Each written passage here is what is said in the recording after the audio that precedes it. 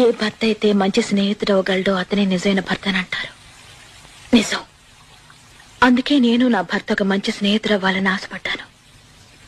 మీలో ఒకరు నాకు భర్తగా దక్కితే అంతకన్నా అదృష్టం నాకు వేరేమీ లేదు.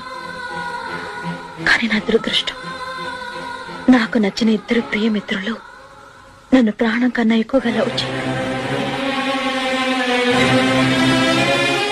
నన్ను ప్రేమించే ఇద్దరిలో ఒకరికి సంతోషం, ఇంకొకరికి దుఃఖం నేను మాత్రం పంచలేను.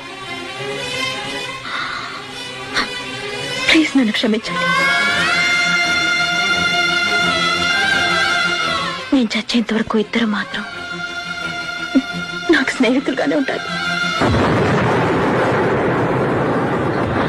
పవిత్రమైంది మన స్నేహం. స్వార్థం ఉండకూడదు. ఆ ఉన్నతమైన స్థానంలో మీ ఇద్దరు ఉంటారు.